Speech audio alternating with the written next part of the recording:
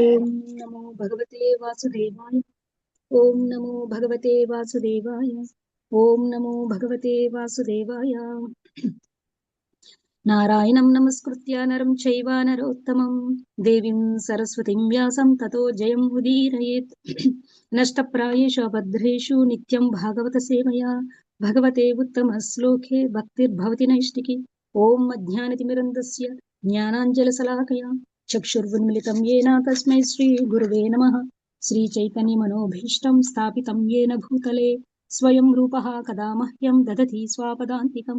వందేహం శ్రీగురో శ్రీయుతపదకమలం శ్రీగురున్ వైష్ణవాంశ్చ శ్రీరూపం సాగ్రజాతం సహగణ రఘునాథాన్వితం తం సజీవం సాద్వైతం సావధూతం పరిజన సహితం కృష్ణ చైతన్య దేవం శ్రీరాధా కృష్ణ పాదాన్ సహగణ లలిత శ్రీ విశాఖాన్వితాంశ్చ. హే కృష్ణ కరుణా సింధో దీనబంధో జగత్పతే గోపేశా గోపికా కాంత రాధా కాంత నమోస్తుతే. తప్త కాంచన గౌరాంగి రాధే వృందావనేశ్వరి వృషభానుసుతే దేవి ప్రణమామి హరిప్రియే. వాంఛాకల్పతరుభ్యశ్చ కృపా సింధుభ్య ఏవ చ పతితానాం పావనేభ్యో వైష్ణవేభ్యో నమో నమః. జయ శ్రీ కృష్ణ చైతన్య ప్రభు నిత్యానంద శ్రీ అద్వైత గదాధర శ్రీవాసాది గౌర భక్త వృంద. హరే కృష్ణ కృష్ణ కృష్ణ హరే హరే హరే రామ రామ రామ హరే హరే. హరే కృష్ణ కృష్ణ కృష్ణ హరే హరే హరే రామ రామ రామ హరే హరే. హరే కృష్ణ కృష్ణ కృష్ణ హరే హరే హరే రామ రామ రామ హరే హరే. థ్యాంక్ యూ ప్రభుజీ. హరే కృష్ణ. థ్యాంక్ యూ మాతాజీ. హరే కృష్ణ. మాతాజీ మనము నెక్స్ట్ 5 శ్లోకాస్ చదువుదాం మాతాజీ, అదే చాప్టర్ లో 23rd చాప్టర్ లో. ఓకే ప్రభుజీ, స్టార్ట్ చేసిన ప్రభుజీ మీరేం చదువుతారు? మీరే చదవండి మాతాజీ, నాది మిస్టేక్స్ అవుతాయి బట్ ట్రై చేస్తాను. కానీ ఓకే. విలోక్య అనుగతాం సాధ్వీం పృథ్వీం వీర వరం పతిం తుష్టూవర్ వరధా దేవైర్ దేవపత్న్యవః సహస్రశః. సో ఈ విధంగా స్టార్ట్ అవుతుంది. నేను ఒకటే శ్లోకం చదవగలిగాను. మాతాజీ మీరే కంటిన్యూ చేయండి మాతాజీ ఈరోజు. ఓకే ప్రభుజీ. ఈరోజు శ్రీమద్ భాగవతం చతుర్థ స్కందం అధ్యాయం 23, టైటిల్ పృథు మహారాజు భగవద్ధామ గమనము నుండి 23 నుండి 27 శ్లోకాలు చదువుకుంటున్నాం. 23వ శ్లోకం. విలోక్య అనుగతం సాధ్వీం పృథుం వీరవరం పతిం తుష్ణుః వరదా దేవ్యైః దేవపత్న్యః సహస్రశః. పృథు మహారాజు భార్యయగు అచ్చి కావించిన వీరోచిత కార్యమును గాంచిన వేలాది దేవపత్నులు తమ భర్తలతో పాటుగా మిగుల సంతుష్టులైన వారై ఆమెను స్తుతించిరి. 24వ శ్లోకం. కుర్వత్యః కుసుమాసారం తస్మిన్ మందరసానుని నదత్సు అమరతూర్యేషు గృణాంతి స్మ పరస్పరం. ఆ సమయమున దేవతలు మందర పర్వతముపై నిలిచియుండగా వారి పత్నులు చితిపై పుష్పవృష్టి కురిపించుచు తమలో తాము ఇట్లు పలుకసాగరి. 25వ శ్లోకం. దేవ్యౌచుః అహో ఇయం వధూః ధన్యయా చైవ భుజం పతిం సర్వాత్మనాం పతిం భేజే యజ్ఞేశం శీర్వధూరివా. దేవపత్నులు ఇట్లు పలికిరి. మహారాణియగు అర్చి మిగుల ధన్యురాలు. ప్రపంచ చక్రవర్తియగు పృథువుకు రాణి అయిన ఈమె లక్ష్మీదేవి యజ్ఞేశుణ్ణి అర్చించిన విధముగా మనస్సు వాక్కు దేహముతో భర్తను సేవించినది. లక్ష్మీదేవి విష్ణు భగవానుణ్ణి సేవించినట్లుగా అర్చి తన భర్తను సేవించిందని యజ్ఞేశం శీర్వధూరివ అను పద సమూహము సూచించుచున్నది. పరమ విష్ణువైనట్టి శ్రీకృష్ణ భగవానుడు ద్వారకను పాలించినప్పుడు పట్టపరాణియగు రుక్మిణీదేవి తనకు సహాయపడి సేవకురాండ్రు వేలాది మంది ఉన్నప్పటికీ తానే స్వయంగా ఆ దేవుణ్ణి సేవించేదని మనము ఎరిగి ఉన్నాము. అదే విధముగా వైకుంఠములో లక్ష్మీదేవి కూడా స్వయముగా నారాయణుని సేవించును. ఆ దేవుణ్ణి సేవించుటకు వేలాది మంది భక్తులు సిద్ధపడి ఉన్నప్పటికీ ఆమెయే ఆ కార్యమును అనర్చును. ఈ పద్ధతిని దేవతాపత్నులు కూడా అనుసరింతురు. పూర్వకాలమున భార్యలందరూ ఈ నియమముని అనుసరించరి. విడాకుల చట్టములతో భార్యాభర్తలు ఎన్నడూనూ వైదిక నాగరికతలో వేరు చేయబడలేదు. కనుక మానవ సంగమన కుటుంబ వ్యవస్థను కొనసాగించడి అవసరము గుర్తెరిగి విడాకులు అనేది కృత్రిమమగు చట్టమును మనము రద్దు చేయవలసి ఉన్నది. భార్యాభర్తలు ఇరువురును కృష్ణ భక్తి భావనలో జీవించుచు లక్ష్మీనారాయణులు లేదా రాధాకృష్ణుల అడుగుజాడలను అనుసరించవలను. ఈ రీతిన ప్రపంచమునందు శాంతి ఐక్యమత్యము నెలకొనగలవు. 26వ శ్లోకం. సైషానూనం వ్రజతి ఊర్ధ్వమను వైన్యం పతిం సతీం పశ్యత అస్మాన్ అతిథ్య అర్చిః దుర్విభావ్యేన కర్మణ. దేవపత్నులు పలుకసాగిరి, పతివ్రతయగు ఈ అర్చిని చూడుడు. అచింత్యముగు పుణ్యకర్మలచే ఈమె మనము చూడగలిగినంత వరకు ఊర్ధ్వముగా భర్తను అనుసరించుచూ చనుచున్నది. హర్షం. ఋతుమహారాజు యొక్క విమానము మరియు మహారాణి అర్చి యొక్క విమానము రెండును ఉన్నత లోకములోని స్త్రీల దృష్టిపథమును దాటిపోసాగినవి. ఋతువు మరియు అతని భార్య అటువంటి మహోన్నత స్థానమును సాధించుటను గాంచి ఆ స్త్రీలు అబ్బురపడిరి. వారు ఉన్నత లోకవాసుల పత్నులు. ఋతువు ధరణివాసుడు అయినప్పటికీ ఆ రాజు భార్యా సమేతముగా దేవతల లోకములను దాటి వైకుంఠమునకు అభిముఖంగా చెనెను. సంభాషించుచున్న స్త్రీజనము బ్రహ్మలోక పర్యంతమగు సూర్య చంద్రాది ఉన్నత లోకములకు చెందిన వారగుటచే ఊర్ధ్వం అను పదము ప్రాధాన్యమును సంతరించుకున్నది. బ్రహ్మలోకములకు ఆవల ఆధ్యాత్మిక ఆకాశము కలదు. దాని ఎందే అసంఖ్యాకముగు వైకుంఠ లోకములు ఉన్నవి. ఆ విధముగా వైకుంఠ లోకములు భౌతిక లోకములకు అతీతముగా లేదా పైన ఉన్నవనియు ఆ లోకములకే పృథు మహారాజు దంపతులు ఏగుచున్నారనియు ఊర్ధ్వం అను పదము సూచించుచున్నది. అగ్నిలో వారు భౌతిక దేహములను త్యజించినంతట శీఘ్రమే ఆధ్యాత్మిక దేహములను పొంది ఆధ్యాత్మిక విమానములలో ప్రవేశించరని కూడా ఆ పదము సూచించుచున్నది. ఆ విమానములు భౌతిక తత్వమును దాటి ఆధ్యాత్మిక ఆకాశమున ప్రవేశింపగలిగినట్టివి. పృథువు దంపతులు ఒకే చితిపై దహింపబడినను తమ వ్యక్తిత్వమును కోల్పోవక వేర్వేరుగా నిలిచిరి. వారు రెండు వేర్వేరు విమానములలో చెనుటను బట్టి ఈ విషయమును సారాంశపరపవచ్చును. అనగా నిరాకారవాదులు ఊహించినట్లు వారెన్నడూను వ్యక్తిత్వమును కోల్పోవలేదు లేదా శూన్యముగా మారలేదు. ఊర్ధ్వలోకములలోని స్త్రీలు పైకి కిందకు చూడ సమర్థులై ఉండేరి. వారు క్రిందకు చూచినప్పుడు పృథు మహారాజు దేహము దహింపబడుటను అతని భార్యయగు అర్చి అగ్నిలోకి ప్రవేశించుటను గాంచిరి. పైకి చూచినప్పుడు భార్యాభర్తలు ఇరువురు విమానములలో వైకుంఠ లోకములకు ఏగుటను గమనించిరి. ఇది అంతయు అచింత్యముగు కర్మచేతనే సాధ్యపడినది. దుర్విభావ్యేన కర్మణ. పృథు మహారాజు విశుద్ధ భక్తుడు. అతని భార్యయగు అర్చి కేవలం భర్తనే ఎల్లప్పుడూ అనుసరించినది. ఆ విధముగా వారిరువురిని విశుద్ధ భక్తులుగానే పరిగణింపవచ్చును. కనుక అచింత్యముగు కార్యములను చెయ్యుటలో వారు సమర్థులై ఉన్నారు. సామాన్యులకు అట్టి కర్మలు అసాధ్యములు. సామాన్య పురుషులు కనీసం భక్తి యోగమునైనను స్వీకరింపజాలరు. ఇక సామాన్య స్త్రీలు పాతివ్రత్యమును కలిగి ఉండుట గాని భర్తను అన్ని విధములా అనుసరించుట గాని చేయజాలరు. స్త్రీ ఏవో ఉన్నత గుణములను పొందవలసిన అవసరము లేదు. భక్తుడైనట్టి భర్త యొక్క అడుగుజాడలను ఆమె అనుసరించిన చాలును. అప్పుడు భార్యాభర్తలు ఇరువురును మోక్షమును బడిసి వైకుంఠ లోకమునకు ఏగుదురు. పృథు మహారాజు దంపతుల అచింత్యమగు కర్మలచే ఈ విషయము రుజువు చేయబడింది. 27వ శ్లోకం. తేషాం దురాసం కింతు అన్యత్మత్యానం భగవత్పదం భువి లోకాయుషో ఏవై నైష్కర్మ్యం సాధయంత్యుత. ఈ భౌతిక జగత్తునందు ప్రతి మానవుని జీవన కాలము అతి స్వల్పముగా ఉన్నది. కానీ భక్తి యోగమున నెలకొనిన వారు నిజముగా మోక్షపథమున ఉన్నవారొకటిచే భగవద్ధామమునకు ఏగుదురు. అట్టి వారలకు దుర్లభమైనది ఏదియును లేదు. భగవద్గీత యందు శ్రీకృష్ణ భగవానుడు అనిత్యం అసుఖం లోకమిమం ప్రాప్య భజస్వ మాం అని పలికిను. ఈ భౌతిక జగత్తు దుఃఖమయమని అనగా అసుఖం, అంతేకాక క్షణభంగురమని అనగా అనిత్యం అని భగవంతుడు ఆ విధంగా ప్రకటించి వైచెను. కనుక భక్తి యోగమున నెలకొనుట ఒక్కటియే మనుజుని ధర్మం. మానవ జీవితమునకు ఉత్తమ లాభము ఇది. శ్రీకృష్ణ చరణార విందముల సేవలో నిత్యయుక్తులైయుండడి భక్తులు భౌతిక లాభములనే కాక సమస్తమగు ఆధ్యాత్మిక లాభములను కూడా బడిగెదురు. ఏలయన వారు జీవితాంతమున భగవద్ధామమునకు ఏగుచున్నారు. వారి గమ్యము ఈ శ్లోకమున భగవత్పదం అని వర్ణింపబడింది. పదం అనుదానికి ధామం అని అర్థం. భగవత్ అనగా దేవదేవుడు అని భావం. అనగా భక్తుల గమ్యము భగవద్ధామమే అయ్యున్నది.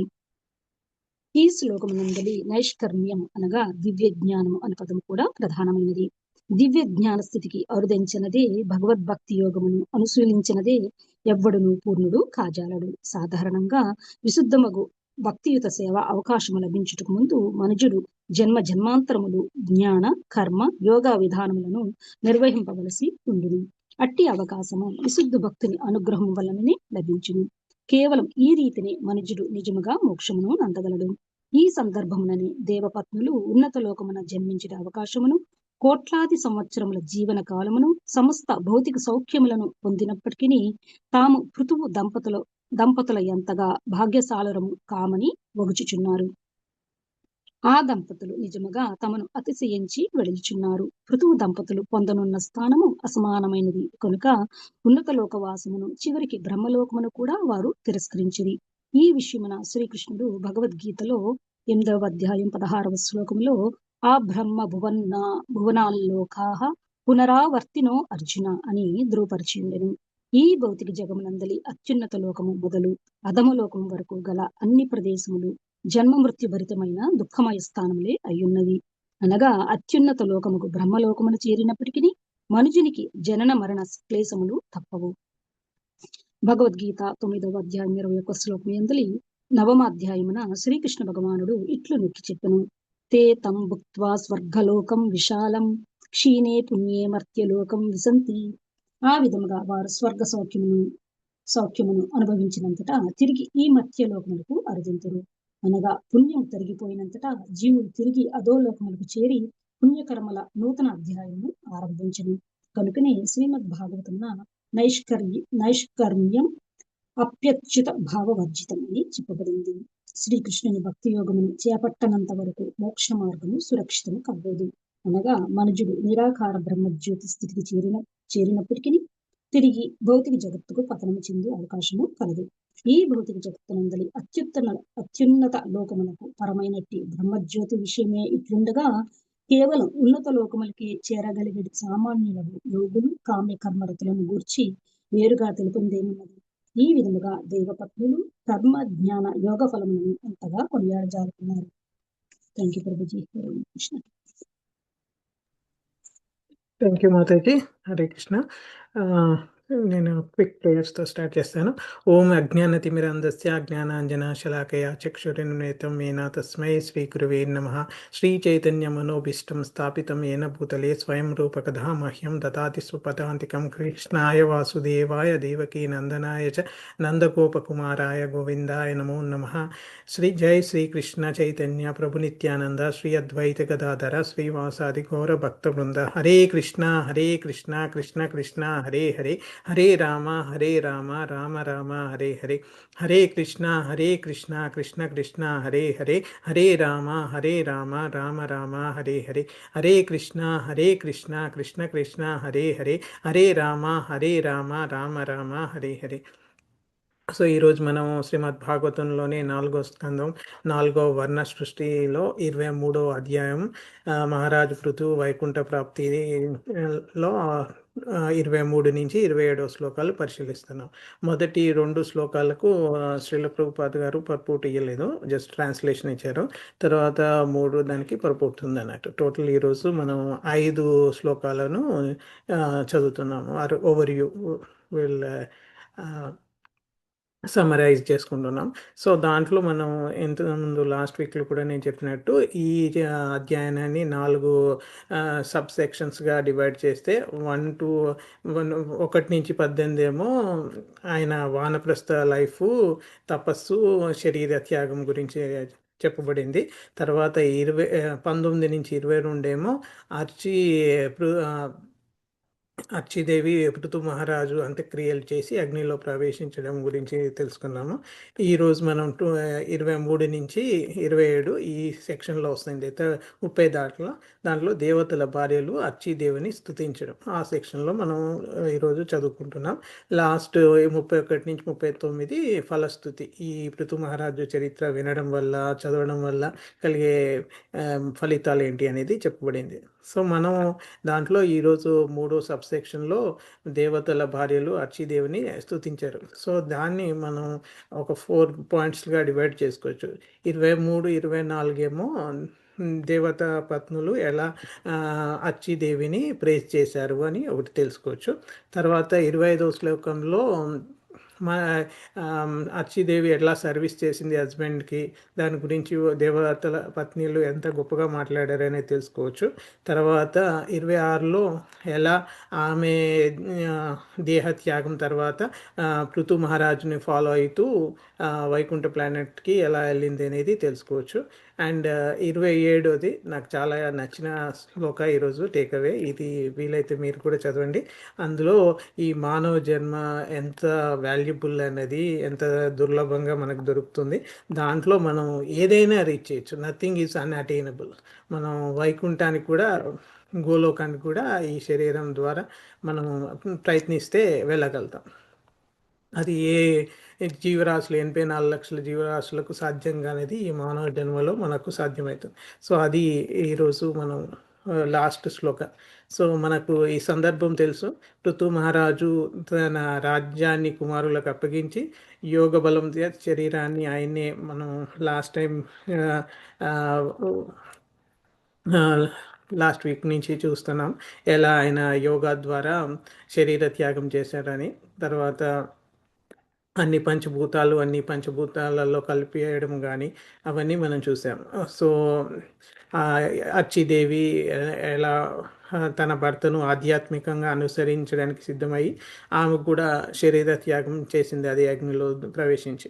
సో ఇది విషయాన్ని చూసిన ఆ దేవతలు మరియు వారి భార్యలు ఆశ్చర్యంతో ఆనందంతో లైక్ ఫ్లవర్స్ వర్షం లాగా కురిపిస్తూ ఆ, ఆ అర్చీదేవి యొక్క ప్రాతిపత్యాన్ని వాళ్ళు ప్రేస్ చేయడం జరిగింది అన్నట్టు. సో వాళ్ళ లాస్ట్కి పృథు మహారాజు అర్చీదేవి ఇద్దరు వైకుంఠానికి ప్రయాణిస్తారు. సో దాంట్లో మన ముఖ్యమైన ఈరోజు థీమ్గా మాట్లాడుకోవాలంటే ఆ, ఆ, ఈ ప్రతివ్రత ధర్మం, భక్తి మరియు ఆధ్యాత్మిక గమ్యం. ఈ వీళ్ళకు ఈ బెస్ట్ ఎగ్జాంపుల్ పృథు మహారాజు అర్చీదేవి అని. సో దాంట్లో మనం ఈరోజు 23వ శ్లోక చూస్తే ఆ, దాంట్లో ఈ ఓన్లీ ట్రాన్స్లేషన్ ఇవ్వబడింది శ్రీల ప్రభుపాద్ గారు వాళ్ళ చేత.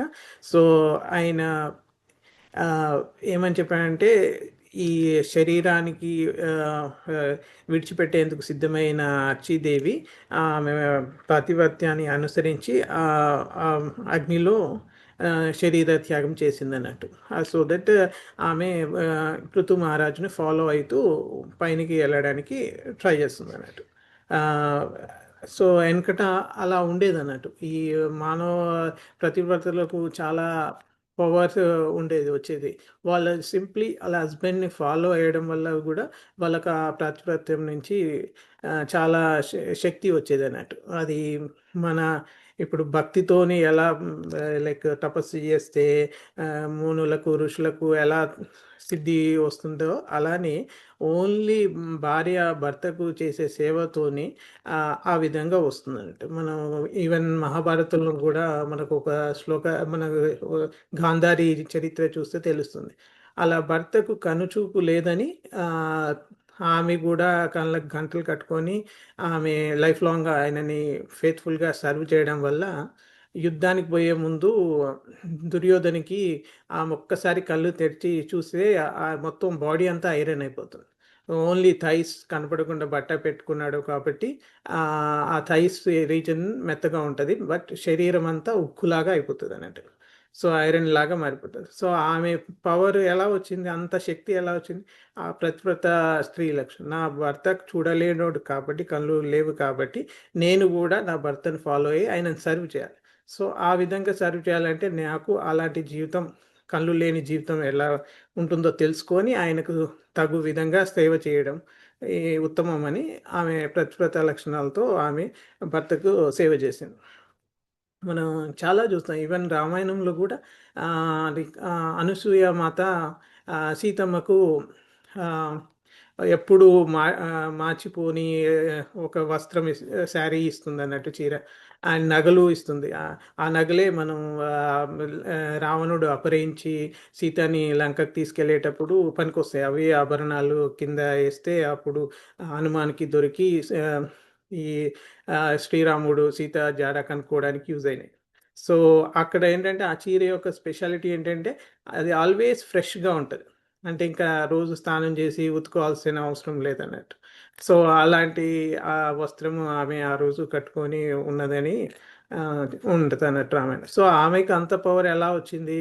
ఆబ్వియస్గా అత్రి మహాముని భార్య కాబట్టి అత్రి సేవ చేస్తూ ఆమె సాధించింది అన్నట్టు. సో రాజభక్తులకు చాలా ఆటోమేటిక్గా శక్తి వస్తుంది అన్నట్టు భర్తను అనుసరించడం వల్ల. అట్లీస్ట్ ఈ రామాయణ మహాభారతంలో మన ఈ ఎగ్జాంపుల్స్తో కూడా తెలుసుకోవచ్చు. సో అదేవిధంగా భర్త ఎక్కడికి వెళ్ళాడు, భార్య కూడా అక్కడికే వెళ్ళాలని ఆ వేద ధర్మాన్ని అనుసరించి ఈ ఆ ఆధ్యాత్మికంగా ఆమెని భర్త పృథు మహారాజుని అనుసరించాలని సంకల్పం చేసుకొని ఆమె శరీర అగ్నిలో దహనం అయిపోయింది అన్నట్టు, శరీర త్యాగం చేసింది అన్నట్టు. సో అది చూసిన దేవత సహస్ర అంటే మోర్ దెన్ థౌజండ్స్. అప్పట్లో సహస్ర అంటే థౌజండ్స్ అంటే బిగ్ నెంబర్ అన్నట్టు, అన్ని చాలా రూపాయికి 16 అణాలు ఆ టైప్లో. సహస్ర అంటే 1000 అన్నట్టు. ఇప్పుడు అది చాలా చిన్న నెంబరు, బట్ ఇప్పుడు మనం బిలియన్స్ అండ్ మిలియన్స్ అనుకోవచ్చు. అంతమంది లైక్ అన్నట్టు సహస్ర శీర్ష. మనం విష్ణువుని స్థుతిస్తే అన్ని వేల నోర్లు కూడా సరిపోవు అంటారు కదా. సో ఆ విధంగా మనం అప్పట్లో ఆ సహస్ర అనేది చాలా బిగ్ నెంబర్. ఇప్పుడు 1000 అంటారు కానీ ఇప్పుడు మనం బిలియన్స్ అనుకోవచ్చు. అలాంటి వాళ్ళందరూ వచ్చి లైక్ వీర వీర పృథు మహారాజు వీరశ్రేష్ఠుడు, రాజధర్మంలో పరిపూర్ణుడు, అలాంటి భర్తను అనుసరించి అచ్చిదేవి చాలా ఉత్తమంగా ప్రవర్తించింది. ఆమె ఆధ్యాత్మికంలో ఏకత్వం కాగలిగింది. ఆదర్శ గృహస్థ జీవితం గడిపింది. సో ఆ విధంగా వాళ్ళు సూచిస్తున్నారు అన్నట్టు, ప్రేజ్ చేస్తున్నారు. సో 24వ శ్లోకంలో కూడా ఈ ఈ సుందరమైన దృశ్యాన్ని వీళ్ళు మందర పర్వతం, మనకు సముద్ర లీలా మంతనంలో కూడా ఈ మందర పర్వతాన్ని భాగవతంలో ఉదరిస్తారు. ఆ మందర పర్వతం పై ఉండి నిలబడి దేవతలు తన భార్యలతోనే దివ్య వాద్యాలను మోగిస్తూ పుష్ప వర్షం చేస్తూ పరస్పరం ఆనందంతో ఈ విధంగా మాట్లాడుకుంటున్నారు అన్నట్టు. 25వ శ్లోకంలో ఈరోజు సో అలా దేవతల వైఫ్స్ ఈ గ్లోరీస్ ఆఫ్ ఈ మహారాణి అర్చి గురించి మాట్లాడుకుంటున్నారు అన్నట్టు. ఎంత గ్రేట్ కింగ్ పృథు మహారాజు. ఆయన మొత్తం ప్రపంచానికి మొత్తం ప్లానెట్ ఎర్త్కి king, emperor of all kings of king. అయితే ఎలా సర్వ్ చేసింది మైండ్తోని, స్పీచ్తోని, బాడీతోని, అంటే మనసు, మాట అండ్ శరీరంతో ఎట్లా చేసిందంటే ఎగ్జాక్ట్గా లక్ష్మీదేవి వైకుంఠంలో సర్వీస్ చేసినట్టు విష్ణువుకి, అదేవిధంగా ఇక్కడ మనకు అర్చీదేవి మహారాణి భర్త పృథు మహారాజుకు సేవించింది అని. సో ఇది చాలా ఇంపార్టెంట్గా మన ఇక్కడ కంపారిజన్లో పర్పూట్ శ్రీల ప్రభుపాద కూడా ఇచ్చారు. ఎలా అంటే మనకు రుక్మిణీదేవి ఎంతోమంది దాసీలు ఉన్నా కూడా అక్కడ ఆమె మహారాణి, ఇక్కడ ఈమె మహారాణి, ఎంతోమంది ఉన్నా స్వయంగా ఆమె పర్సనల్గా కృష్ణుడి సేవ చేసేది అన్నట్టు. సో వైకుంఠంలో ఎలా లక్ష్మీదేవి పర్సనల్గా పాద సేవనం, మనం ప్రహ్లాద్ మహారాజ్ ఇచ్చిన నవోబిత భక్తిలో పాదసేవనం అనేది ఒక మార్గం కదా, దాంట్లో ఇదే విధంగా చేసిందో అలానే రుక్మిణి కూడా కృష్ణుడికి అలానే చేసింది. అలానే ఇప్పుడు ఇక్కడ అర్చి మహారాణి కూడా ఋతు మహారాజుకు అదే విధంగా సేవ చేసింది అని చెప్పబడింది అన్నట్టు. సో పర్సనల్గా అంటే ఇప్పుడు విష్ణువుకి ఎంతోమంది భక్తులు ఉంటారు, ఎంతోమంది రెడీగా ఉంటారు సేవ చేయడానికి, కానీ ఆమె వాళ్ళని అలా హెల్ప్ తీసుకోకుండా ఆమె పర్సనల్గా సేవ చేసింది లక్ష్మీమాత అక్కడ వైకుంఠం. అదేవిధంగా ఇక్కడ కూడా ఈమె మహారాణి కదా, ఎంతోమంది ఉంటారు, కానీ నో, ఐ హ్యావ్ టు పర్సనల్గా నా భర్తని నేనే సేవించాలనే ఉద్దేశంతో ఆమె అది ఫాలో అయింది. అది ఇక్కడ ఎగ్జాంపుల్లో మన ఈ పర్పోర్ట్లో కూడా క్లియర్గా చెప్పబడింది. అప్పట్లో ఈ డైవర్స్ అనేది లేదు. వేదిక్ సివిలైజేషన్లో ఇవన్నీ కొత్త కొత్త రూల్స్ అన్నట్టు, మ్యాన్ మేడ్ రూల్స్. సో కాబట్టి అది లేదు, అప్పుడు ఆ సొసైటీలో అలాంటిది ప్రాక్టీసే లేదన్నట్టు. సో ఆ యుగంలో తర్వాత ఆ, వైకుంఠం ఇప్పుడు మనం చూస్తే ఇప్పుడు స్పిరిచువల్ వరల్డ్లో మనకు 75% స్పిరిచువల్ వరల్డ్ ఉంటుంది, ఆధ్యాత్మిక ప్రపంచం ఉంటుంది, 25% మెటీరియల్ వరల్డ్ ఉంటుంది. అది మనం చూసాం. ఎలా అంటే ఇప్పుడు మనకు 14 లోకాలు ఉంటాయి కదా. 14 లోకాల్లో ఫస్ట్ 7 ఏమో ఊర్ధ్వ లోకాస్ అంటారు. తర్వాత కిందున్న 7 లోకాస్ ఏమో అధో లోకాస్ ఆర్ పాతాళాస్ అంటారు. అధో లోకాలు, పాతాళ లోకాలు. ఇప్పుడు ఫస్ట్ది సత్యలోకం నుంచి స్టార్ట్ అవుతుంది, అక్కడ బ్రహ్మదేవుడు ఉంటాడు. ఆ బ్రహ్మ భువనాల లోకాన్ని, అక్కడి నుంచి ఈ 14 లోకాల్లో ఎవరు పుట్టినా వాళ్ళు చనిపోవాల్సిందే, వాళ్ళకు బర్త్ డెత్ కంపల్సరీగా ఉంటుంది. సో ఆ విధంగా అని చెప్తారు. సో ఇప్పుడు మనం ఉండేది భూలోకం వచ్చేసి 7th అన్నట్టు. మన కింద కూడా అతల వితల సుతల తల తల మహాతల రసాతల పాతాల అనే లోకాలు ఉంటాయి అన్నట్టు. సో పైనుంచేమో సత్య తప జన మహిర్ స్వర్గ భూర్ భూలోక, అవి ఊర్ధ్వలోకాలు. ఈ విధమైన లోకాలు ఉంటాయి. సో వాళ్ళు అచ్చిదేవి ఆ లోకాలని దాటి పైకి వెళ్తుంది. అది ఈ దేవత పత్నులు చూస్తున్నారు అన్నట్టు. అది చాలా కన్నుల పండుగగా ఉంటుంది. అంటే ఇప్పుడు మన చూస్తే మహాభారతంలో కూడా ఒక ఎపిసోడ్లో అర్జునుడు స్వర్గలోకానికి వెళ్తాడు. ఆయన వనవాసంలో తపస్సు చేసి దివ్యాస్త్రాలు పొందాలని వెళ్తారు. వెళ్ళినప్పుడు అక్కడ ఊర్వశి అట్రాక్ట్ అయ్యి చెప్తుంది అన్నట్టు, మా లోకంలో రూల్స్ వేరేగా ఉంటాయి, మీ లోకంలో వేరే రూల్స్ వేరే ఉంటాయి, మా లోకంలో ఇదంతా కామన్, వీ కెన్ మనం కలవచ్చు అని చెప్తుంది. అప్పుడు నో నో నో, నేను భూమి మీద ఉండేవాడిని, నాకు రూల్స్ అండ్ రెగ్యులేషన్స్ ఉన్నాయి, నేను నా వైఫ్తోనే చేయగలుగుతాను, I don't want to meet అని చెప్తాడు అన్నట్టు. సో అలా వాళ్ళకు కొన్ని రూల్స్ ఉంటాయి, మనకు భూమి మీద కొన్ని ఉంటాయి. ఈ భూమి మీద ఉన్న ఈ ప్రతివ్రత స్త్రీల రూల్స్ కానీ, ఈ పాతిపత్యం కానీ అది దేవత లోకాల్లో ఉండదు. సో వాళ్ళు కూడా జెలసీ ఫీల్ అయిపోయారు అన్నట్టు. మేము భూలోకంలో పుట్టి ఉంటే, మేము ఈ విధంగా చేస్తుంటే, మేము ఇంకా ఉన్నత స్థితికి వెళ్ళి వైకుంఠానికి, స్పిరిచువల్ వరల్డ్కి వెళ్ళొచ్చు. దేవతలు ఈ స్వర్గము ఇదంతా మళ్ళీ ఈ 14 లోకాలలోనే ఉంటుంది, స్వర్గలోకం. సో మళ్ళా వాళ్ళ లైఫ్ అయిపోయినాక మళ్ళా భూమి మీద పుట్టాల్సింది. క్షీణే పుణ్యే మర్త్యలోకం విశంతి అని భగవద్గీతలో కూడా శ్రీకృష్ణ పరమాత్ముడు చెప్తాడు అన్నట్టు. ఏంటంటే ఈ మన పుణ్యం ఉన్నంత వరకు మన స్వర్గలోక సుఖాలు అనుభవిస్తాం. సో ఒక్కసారి పుణ్యం కంప్లీట్ అయిపోయినాక తప్పకుండా మళ్ళీ భూమి మీద పుట్టాల్సిందే, మళ్ళీ జన్మ ఎత్తాల్సిందే. అందులో ఇన్ని జన్మలు అంటే 84 లక్షల జీవరాశులు అంటే ఇంకా మనకి చాలా కష్టం. మానుష్య జన్మ అనేది అతి దుర్లభం. దాని గురించి మనం మాట్లాడే ముందు ఒకసారి ఈ ప్రతివ్రత లక్షణం గురించి 26వ శ్లోకాల్లో ఏం చెప్తున్నారో చూడండి. ఆమె సతీ ధర్మాన్ని పాటించి అర్చీదేవి తన భర్త పృథు మహారాజును అనుసరించి ఆ పై లోకాలకి వెళ్ళింది. ఇది ఎంత అద్భుతంగా ఉంది ఈ ఈ సీన్ అనేసి వాళ్ళు డిస్కస్ చేస్తున్నారు అన్నట్టు 26వ శ్లోకాలు. సో దీంట్లో ఊర్ధ్వం అంటే మనం ఎంతమంది మాట్లాడుకున్నాం, 7 ఊర్ధ్వ లోకాలని, తర్వాత పాతాళ లోకాలని మనం ఇప్పుడే డిస్కస్ చేసాం. తర్వాత శ్రీల ప్రభుపాద గారు ఇందులో పర్పోర్ట్లో ఏమని చెప్పారంటే వాళ్ళ అచ్చి ఆ విధంగా బర్న్ అయిపోయి శరీరం త్యాగం చేసి పైకి వెళ్తున్నప్పుడు 2 ఏరోప్లేన్స్ వచ్చాయి వైకుంఠ లోకాలకు తీసుకోవాలి, సపరేట్ ప్లేన్స్లో. పృథు మహారాజుకు ఒక ప్లేను, ప్రతి మనిషికి ఇక్కడ సపరేట్ ప్లేన్స్ ఉంటాయి. స్పెషల్ ఎయిర్ క్రాఫ్ట్ లాగా, స్పేస్ క్రాఫ్ట్ లాగా ఏదో అనుకోవచ్చు. ఆ విధంగా ఒక్కొక్కటి 2 వచ్చాయి. అవి వాళ్ళని తీసుకెళ్ళాయి, ప్యూర్ డివోటీస్ కోసం వచ్చాయి. ఇక్కడ అర్చి చేసిన పని ఏం లేదు, సింపుల్గా హస్బెండ్ని ఫాలో కావడమే. ఆ విధంగా చేయడం వల్ల పృథు మహారాజు ప్యూర్ డివోటీ కాబట్టి ఆటోమేటిక్గా ఆమె కూడా ఆయనని ఫాలో అయినందుకు ఆమెను కూడా ప్యూర్ డివోటీలా కన్సిడర్ చేసి, సో ఆమెను కూడా తీసుకెళ్ళడానికి ఏరోప్లేన్ వచ్చింది అన్నట్టు. సో ఆ విధంగా మనం డివోషనల్ సర్వీస్ చేస్తే ఆ, మన ఈ వోస్ ఆఫ్ చాసిటీ అంటే మనం ఆ, మన పెళ్ళిలో ప్రమాణాలు ఉంటాయి, 7 ప్రమాణాలు. ఏ కష్టం వచ్చినా సుఖం వచ్చినా ఎప్పటికీ నేను నా భార్య చేయి విడిచిపెట్టను, నా భర్త చేయి విడిచిపెట్టను అని ప్రమాణాలు చేసుకుంటాం కదా. సో ఆ విధమైన ప్రమాణాలు మన పెళ్ళిళ్ళలో చూస్తుంటాం. సో అవే ఫాలో 100%గా మనస వాచ కర్మన ఫాలో అయింది.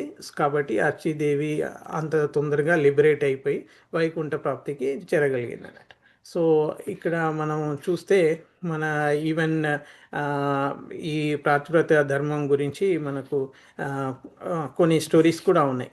యాక్చువల్గా నాకు ఇమీడియట్గా ఇది ఆ, సత్యలోకంలో లైక్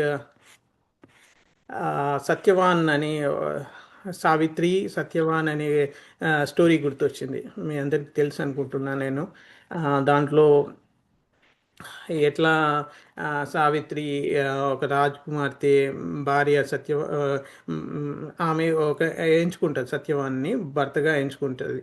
బట్ నారద ముని ముందే చెప్తాడు అతను 1 year కన్నా ఎక్కువ బతకడు అని. బట్ నేను ఒకసారి సెలెక్ట్ చేసుకున్నాను, నేను ఇప్పుడు నిర్ణయాన్ని మార్చలేను, నేను అతన్ని పెళ్లి చేసుకుంటానని చెప్తాడు.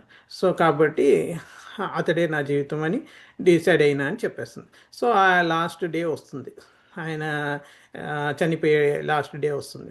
అయితే సావిత్రి లైక్ చచ్చిపోయినా ఆయనని ఫాలో అవుతూ వస్తుంది. సో యమధర్మరాజు స్వయంగా వస్తాడు అన్నట్టు ఈయన ప్రాణాలు తీసుకోవడానికి సత్యవాన్ని.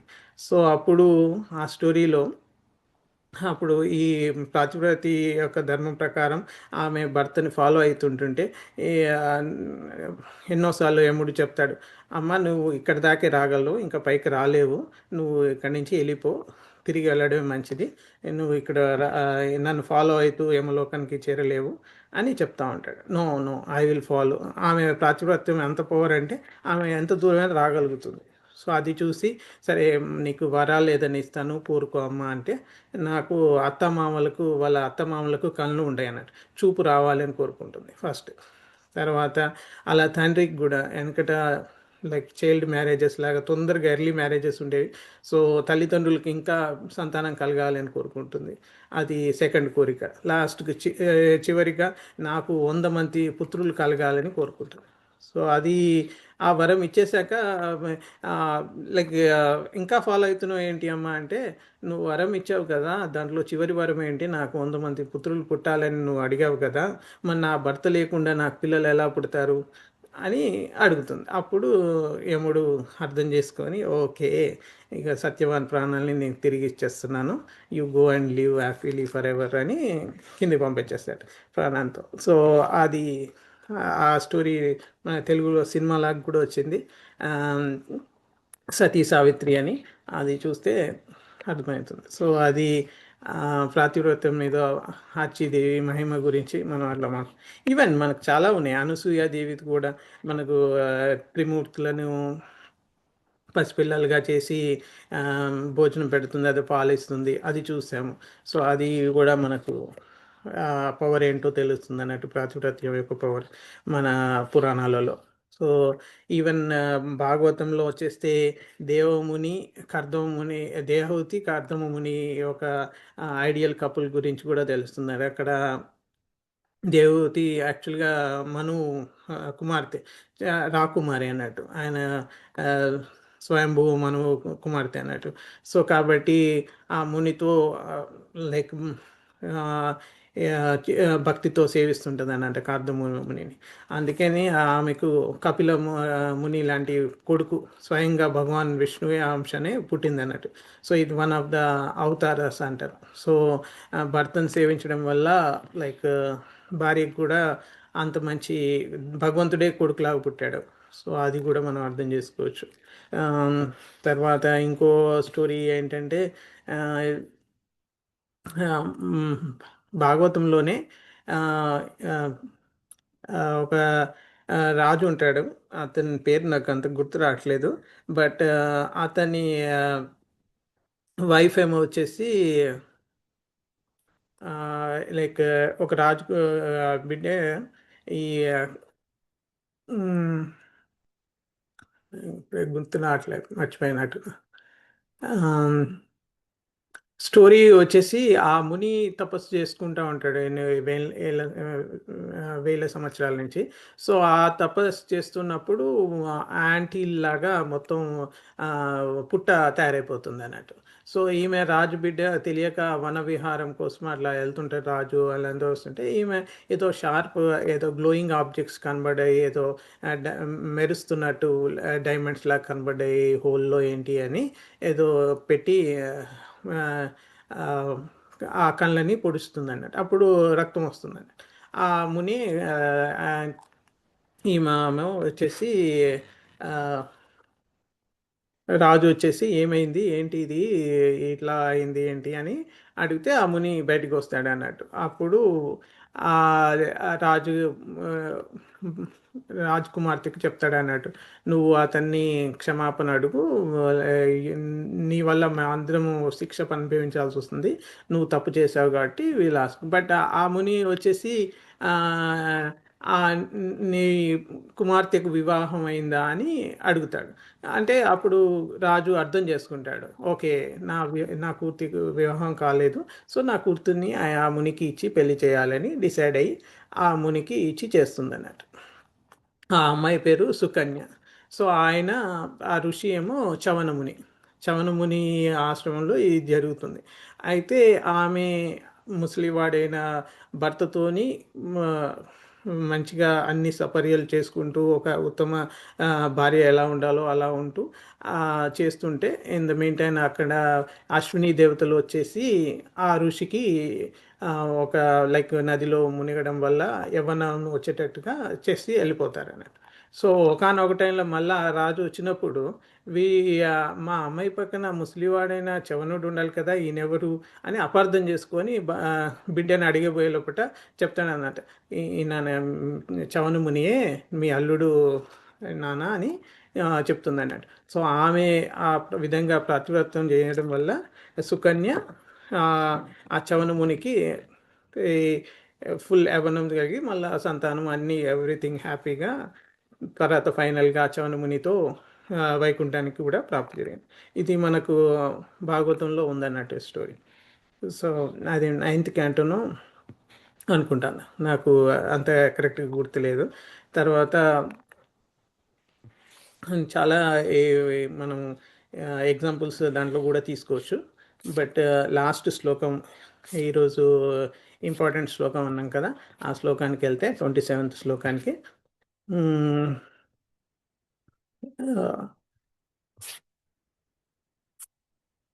సో ఈ శ్లోకాల్లో ఇంపార్టెంట్ మెయిన్ వచ్చేసి ఏంటంటే, మన మానవ జీవితం చాలా దుర్లభం. ఆ జీవితం మనం వచ్చినప్పుడు మనం ఈ భౌతిక లోకంలో ఈ ఆయుష్ చాలా తక్కువ ఉంటుంది, లైఫ్ స్పాన్ ఏమో తక్కువ ఉంటుంది. కానీ ఇక్కడ మనం భగవద్భక్తులు కాగలం. మనకు ఇప్పుడు కలియుగంలో కావడానికి మన చైతన్య మహాప్రభు ఇచ్చిన సంకీర్తన యజ్ఞం చేస్తూ కీర్తిస్తూ ఉంటే, భక్తిని ఫాలో అవుతుంటే, మన 4 రెగ్యులేటివ్ ప్రిన్సిపల్స్ ఫాలో అయ్యి మనం చివరికి మన ప్రాణోత్కృష్ట సమయంలో కూడా భగవంతుని యాద్ చేసుకుంటూ కృష్ణ సేవ చేసుకుంటూ త్యాగం చేస్తే శరీరం శ్రీకృష్ణుని దగ్గరికి వెళ్తుంది. అది గోలోకానికి, స్పిరిచువల్ వరల్డ్ కానీ. సో ఇది ఓన్లీ ఈ హ్యూమన్ లైఫ్లోనే పాసిబుల్, ఇంకా వేరే ఏ లైఫ్లో పాసిబుల్ కాదు. సో అలాంటిది చాలా ఇంపార్టెంట్ ఈ లైఫ్ అని ఈవెన్ 11th క్యాంటోలో కూడా ఒక శ్లోకం ఉందన్నట్టు, 9th చాప్టర్ 29 శ్లోక. ఇందులో ప్రభుపాద గారు కూడా క్లియర్గా చెప్తాడు అన్నట్టు, ఎంత కష్టం ఇలాంటి ఆపర్చునిటీ రావడం. ఎన్నో జన్మల తర్వాత, అంటే ఇప్పుడు మనకు ఎన్నో లక్షల 84 లక్షల జీవరాశిలో అన్ని జన్మలు ఎత్తినాక మనకి ఈ ఛాయిస్ వస్తుంది, ప్రాబిలిటీ లాగా. అన్ని 1 by 1 మనం ఫినిష్ చేసి ఉంటాం. సో మనం కప్పలాగా పుట్టాలి, చేపల్లాగా పుట్టాలి, యానిమల్స్ లాగా పుట్టాలి, చెట్లలాగా పుట్టాలి, ఇవన్నీ లైఫ్లో అయినాకనే మనకు ఒక సైకిల్ ప్రకారమే మనకు మళ్ళీ హ్యూమన్ లైఫ్ వస్తుంది. సో అది ఎంత తక్కువ స్పాన్ ఉన్నా మనకు హయ్యెస్ట్ పర్ఫెక్షన్ పొందడానికి, కృష్ణ కాన్షియస్నెస్ పొందడానికి భక్తి yoga is a top yoga. So ఆ భక్తి యోగా చేసే మనకి శరీరం మనకు ఎంతో కృపతోని భగవంతుడు మనకిచ్చిన ఈ అదృష్టం. దాన్ని మనం ఒక్క క్షణం కూడా వేస్ట్ చేయకుండా ఇన్స్టెంట్గా, ఈవెన్ ఇమీడియట్గా ఈ క్లాస్ అయిపోయినాక కూడా మనం రీకమిట్ కావాలి ఈ కృష్ణ కాన్షియస్కి, ఈ భక్తికి. మనం ఈ టైం వేస్ట్ చేయకుండా ఇమీడియట్గా మనం డివోటీలా కన్వర్ట్ కావాలి. మనం ఒక గుడ్ భక్తుడిగా మారాలి, కృష్ణ సేవకుడిగా మారాలి. అది మన లైఫ్ గోల్ అయి ఉండాలి. బికాజ్ మనకు తెలియదు కదా ఏ టైంలో మనం చనిపోతామని. సో అది ఇంపార్టెంట్ గుర్తుపెట్టుకొని ఆ, మనం అంటాం కదా, కల్ కా కామ్ ఆజ్ కా కామ్ అభీ కరో అని హిందీలో. సో అదే ఆ విధంగా రేపటి మనం పోస్ట్పోన్ చేయకుండా ఇది ఇమీడియట్గా స్టార్ట్ చేసిన అత్యుత్తమైన మార్గం భక్తి యోగా. భగవద్గీతలో కూడా శ్రీకృష్ణ పరమాత్మ మనకు అదే చెప్పాడు. ఎక్కడ మాట్లాడినా నా భక్తుడు నాశనం కాడు, నా భక్తులని యోగక్షేమం స్వయంగా నేనే చూస్తూ ఉంటాను, అన్నిటికన్నా బెస్ట్ భక్తుడు నా భక్తుడిలాగా ఉండడము, నన్నే ధ్యానించేవాడు ఎప్పుడైనా నా దగ్గరికే వస్తాడు, అన్ని సర్వధర్మాన్ పరిత్యజ్య మామేకం శరణం వ్రజ హం త్వాం సర్వ పాపేభ్యో మోక్షయిష్యామి మా శుచ. అందులో కూడా చెప్తారు హయ్యెస్ట్ ధర్మ ఏంటి, భాగవత ధర్మ ఏంటి, కృష్ణుడి సేవ చేయడమే, కృష్ణుడికి మనం సేవ చేయగలగడమే హయ్యెస్ట్ ధర్మ అన్నట్టు. దానికోసం మన శరీరం వదిలేసిన మనం బ్రహ్మజ్యోతి నుంచి అయినా సరే చాలామంది లిబరేట్ అయ్యి ఇప్పుడు మన శంకరాచార్య ఫిలాసఫీలో బ్రహ్మంలో ఐక్యం కావడం అంతవరకే ఉంది. కానీ ఈ పర్సనల్ ఫామ్, ఈ two handed Shyam Sundar form అది గురించి, భక్తి గురించి లేదు. భక్తి లేకుంటే ఎప్పుడో అప్పుడు ఆ స్టేజ్లో ఉంటే మళ్ళీ కింద పడిపోవాల్సిందే. 99% కింద పడిపోతారు. లిబరేట్ అయిన ఈ బుద్ధిస్టులు ఉంటారు, చాలామంది లిబరేట్ అవుతారు.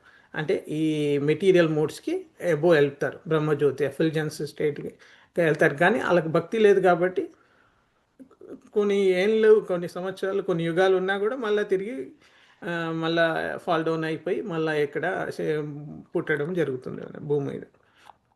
సో అది ఇంపార్టెంట్ మన ఈరోజు టేక్ అవే. సో ఆ శ్లోక ఉంది. తర్వాత ఎట్లా ఈ నైష్కర్మ్యం అంటే మనం ఈ ట్రాన్స్జెండల్ నాలెడ్జ్ తెలుసుకొని ఎలా ఈ 3 మోడ్స్ని పైకి వెళ్ళాలి. సో ఓన్లీ భక్తి ద్వారానే మనం ఈ 3 ఈ సత్వ రజస్ తమస్ ఈ మోడ్స్ ఆఫ్ నేచర్ దాటి పైనకి వెళ్ళగలుగుతాం. ఆయన ప్యూర్ డివోషన్ ఆర్ శుద్ధ సత్వ ఆర్ వాట్ ఎవర్ ఆ స్టేజ్కి, హయ్యర్ స్టేట్కి, బ్రహ్మన్ స్టేజ్కి వెళ్ళగలుగుతాం. సో ఆ విధంగా అన్నట్టు మనం చేసే పుణ్యము ఇవన్నీ మళ్ళీ ఈ మెటీరియల్ వరల్డ్లోనే రావడానికి యూజ్ అవుతాయి. సో మనకు మన సండే క్లాస్లో కూడా ఇస్కాన్ బాల్టిమోర్లో మాతాజీ చెప్తున్నారు అన్నట్టు. మామూలుగా మన కర్మని 3 రకాలుగా విభజిస్తే, ఒకటి మనం చేసే కర్మ మామూలుగా యాజ్ ప్రిస్క్రైబ్డ్ డ్యూటీస్, మనం ఏది చెప్పాలో ఏది చేయాలో వేద ఆధారిత కర్మ, అది మన కర్మ. తర్వాత వికర్మ అంటారు, ఏది నిషేధించిన కర్మ. అది అకర్మ అంటే ఏదైతే కృష్ణుడి కోసం చేసే కర్మ అకర్మ. ఎందుకంటే ఆ కర్మకు రియాక్షన్స్ ఉండవు. ఆ కర్మ చేసినంత వల్ల రియాక్షన్స్ అంతా కృష్ణుడు తీసుకుంటాడు. మనకి ఎలాంటి దానికి కర్మ ఫలితాలు ఉండవు అన్నట్టు. సో మనం ఆ కర్మ చేయడానికి ప్రయత్నించాలి ఇప్పుడు. సో అది మనం లేకపోతే ఈ పాపం పుణ్యం వస్తే మళ్ళీ పుట్టాల్సిందే. పాపం వస్తే నరకానికి పోయేసి మళ్ళా వస్తాం భూమి మీదకి. పుణ్యం ఉంటే స్వర్గలోకంలో ఎంజాయ్ చేసుకొని మళ్ళీ వస్తాం. అది కూడా శ్లోక 8.16లో భగవద్గీతలో ఉంది, ఆ బ్రహ్మ భువనాల్లోక పునరావర్తినోర్జున అని. తర్వాత ఇంకోటి 9.20 తేతం భుక్త్వా స్వర్గలోకం విశాలం క్షీణే పుణ్యే మర్తలోకం విశంతి. సో ఆ క్షీణించినాక, ఆ పుణ్యం క్షీణించినాక అయిపోయినాక మళ్ళా ఈ మర్త్యలోకానికి, ఈ భూలోకానికి రావాల్సిందే. స్వర్గలోకంలో నీ పుణ్యం ఉన్నంత వరకే ఉండగలదు, తర్వాత కిందికి వస్తాం. శ్రీమద్ భాగవతంలో కూడా చాలా ప్లేసెస్లో ఇది లిబరేట్ చేస్తారు. భక్తి ఒక్కటే మార్గము కృష్ణుని చేరడానికి, ఇంకా వేరేది ఏది లేదు. అది ఓన్లీ హ్యూమన్ లైఫ్లోనే, ఈ మనుష్యులు లైఫ్లోనే అది సాధ్యం, వేరే లైఫ్లో ఏది సాధ్యం కాదు. సో ఈ లోకం అనిత్యం దుఃఖమయం మనకు తెలుసు. మనకు ఈ భగవద్గీతలో శ్లోకాలు ఉంది, మాముపేత్య పునర్జన్మ దుఃఖాలేమ శాశ్వతం నాప్నువంతి మహాత్మా. దాంట్లో చెప్తాడంటే ఇది material world is full of miseries, చాలా కష్టాలు ఉంటాయి. సో కాబట్టి దీనికి రావద్దు అనేది మనం తెలుసుకోవాలి. సో ఇది మనకు ఈ భక్తులకు లభించలేనిది ఏదీ లేదు. ఈ లోకంలో మన అదృష్టం ఏంటంటే ఏ, కృష్ణ భక్తులకు మనం ఇందులో నిమగ్నమైతే మనకు ఈ మెటీరియల్ లాభాలు కానీ ఇవి ఏవి లైక్ ఆటోమేటిక్గా ఆయనే టేక్ కేర్ చేస్తా అని చెప్పారు కాబట్టి యోగక్షేమ వహామ్యం కృష్ణ. సో ఆటోమేటిక్గా అవి మనకు కావాల్సినంత లభిస్తాయి. ఆధ్యాత్మిక లాభాలు కూడా లభిస్తాయి. మనం డైరెక్ట్గా భగవద్ధామానికి గోలోకానికి డైరెక్ట్గా చేరుకోవచ్చు. అండ్ నిష్కామ కర్మయోగ ద్వారా అదే చెప్పాను కదా, అకర్మ అని. ఆ కర్మ ద్వారా ఫలితాలు కృష్ణ తీసుకుంటాడు కాబట్టి మనకు ఆ రియాక్షన్స్ రావు అన్నట్టు. ఆ సర్వీస్ చేస్తే ఆ కృష్ణ మనం జస్ట్ అనుకోవాలి, ఈ పని నేను కృష్ణ కోసం చేస్తున్నా, ఈరోజు నేను భాగవతం కృష్ణ కోసం వింటున్నా అనుకున్నా చాలు. ఈవెన్ ఆ టైంలో అనుకోలేదు అనుకోండి, ఒక్కొక్కసారి మిస్ అయిపోయింది. తర్వాత అయినా అనుకోండి, నేను ఈ రోజంతా చేసిందంతా కృష్ణ కోసమే చేశాను, కృష్ణ నీ కోసమే చేశాను అనుకోండి. ముందైనా అనుకోండి, మధ్యలో అయినా అనుకోండి, తర్వాత అయినా అనుకోండి, బట్ ఎప్పుడు ఆయనకి క్రెడిట్ ఇవ్వండి. క్రెడిట్, ఇది నీ కోసమే చేశా, ఈరోజు నేను భాగవతం క్లాసు కృష్ణ నీ కోసమే అటెండ్ అయ్యాను, నాకు నువ్వు కావాలి, నీ అనన్యమైన భక్తిలో నేను ఉండాలి, అదే కోరుకోండి. అది డెఫినెట్గా ఆయన గ్రేస్ మనకు వస్తుంది. సో మన కర్మ అంతా ఆయనకి ఇచ్చేస్తాం. సో ఇదే శుద్ధ భక్త విధానం అనుకోవచ్చు. సో శుద్ధ భక్తి ద్వారా మనం ఆయనకు ఈ జ్ఞానులన్నా, యోగులన్నా, ఈ కర్మయోగులన్నా, వీళ్ళందరికన్నా భక్తి యోగం చేసే వాళ్ళే చాలా ఇష్టమైన కృష్ణుడికి. సో అదే important, main, top most. So దేవతలు కూడా వెళ్ళలేరు. వాళ్ళు కూడా అనుకుంటారు, నేను భూలోకంలో పుట్టి ఈ విధమైన భక్తి చేసి నేను మళ్ళా పైకి స్పిరిచువల్ వరల్డ్కి వెళ్ళాలి అని. సో వాళ్ళకు కూడా భూమి మీద పుట్టాలని ఉంటుంది. సో మనం ఆ శ్లోక భగవద్గీతలో చదివాం కదా ఇప్పుడే, యోగక్షేమం వహామి అనన్యాశ్చింతయంతో మాం ఏ జనా పర్యుపాసతే తేషాం నిత్యాభియుక్తానం యోగక్షేమం వహామ్యం. సో అది మనకి ఇది బెస్ట్ ఎగ్జాంపుల్. ఇక్కడ ఆర్చి దేవిని పృథు మహారాజు మనం ఎలా ఆయన భక్తితో ఎలా తొందరగా ఆ యోగాసనాల ద్వారా శరీరం విడిచిపెట్టి వైకుంఠ లోకానికి వెళ్ళాడు అని. తర్వాత సెకండ్ చాప్టర్లో కూడా వస్తుంది, దేహినోస్మిన్ యథా దేహే కౌమారం యవ్వనం జర తథా దేహాంతర ప్రాప్తి ధీరస్తత్ర నముహ్యతే. మన శరీరం మారినా కూడా ఆత్మ మారదు. సో ఇక్కడ శరీరం విడిచిపెట్టిన ఆత్మలు, సోల్ పైకి వెళ్ళడం స్టార్ట్ అయినాయి. అది దేవతా పత్నులు చూడడం జరిగింది, చాలా ఇంపార్టెంట్. తర్వాత థర్డ్ చాప్టర్లో 9th శ్లోకం వచ్చేసేది యజ్ఞార్థాత్ కర్మణోన్యత్ర లోకోయం కర్మ బంధనా తదర్థం కర్మ కౌంతేయ ముక్త సంగశ్చ సమాచర. సో నువ్వు కర్మను భగవంతునికి అర్పిస్తే నీకు దాని మీద రిజల్ట్స్ రావు, ఆ కర్మ. సో ఆ నిష్కర్మ యోగ ద్వారా డైలీ మన కుటుంబ జీవితంలో మనం ఉన్న గృహస్థ ఆశ్రమంలో మనం అది ఫాలో చేసి ఇన్బిల్ట్ చేసుకుంటే మనం డైరెక్ట్గా వైకుంఠ ప్రాప్తి పొందగలుగుతాం. సో మన మనుష్య జీవితానికి ఒక మీనింగ్ తీసుకున్న వాళ్ళం అవుతాం. లేకపోతే ఇది యానిమల్ లైఫ్, మనం only it is a 2-leg animal అయిపోతాం. మనం same sleeping, meeting, defending, sense enjoyment కోసం యూజ్ చేస్తే మనకు యానిమల్కి తేడా ఏమి ఉండదు. సో కాబట్టి మనము ఈ మనకు వచ్చిన ఈ అత్యుత్తమ అవకాశాన్ని, ద మోస్ట్ ఇంపార్టెంట్ అవకాశం. సో చాలాసార్లు ప్రభుపాద కూడా కోట్ చేస్తారు అన్నట్టు, ఈ మనుష్య జీవితం రావాలనేది ఎంతో కష్టం, అలాంటివి వచ్చిన దాన్ని నువ్వు వేస్ట్ చేస్తే యానిమల్ లైఫ్కి నీ లైఫ్కి తేడా లేదు. కాబట్టి మనం దీనికి సార్థకత ఇవ్వాలి అంటే మనం నిరంతరం కృష్ణ భక్తి చేయాలి. సో ఈవెన్ మనుస్మృతిలో కూడా మన అంతా ఎత్ర నార్యేస్తు పూజ్యంతే రమంతే తత్ర దేవత అని. సో ఎక్కడ ఈ ప్రతివ్రత ధర్మాన్ని ఉన్న చోట దేవతలు కూడా సంతోషిస్తారు. మనం ఇప్పుడు చూసాము, ఆర్చిదేవి శరీరం వదిలేసి పైనకి వెళ్తున్నప్పుడు వాళ్ళందరూ స్తుతించడం, దేవతా పత్నులు, సహస్ర శీర్ష అంటే థౌజండ్స్ ఆఫ్ దేవతా పత్నులు ఎంతోమంది వాళ్ళు వచ్చేసి పుష్పాలు వేస్తూ వాద్యాలు వాయించు ఎంత ఆమెను స్తుతిస్తున్నారు అనేది చూసాం. సో మనం ఇంపార్టెంట్ అంటే మనకు స్టడీనెస్ ఉండాలి, ధైర్యం ఉండాలి, నిశ్చయం ఉండాలి మన భక్తి మీద.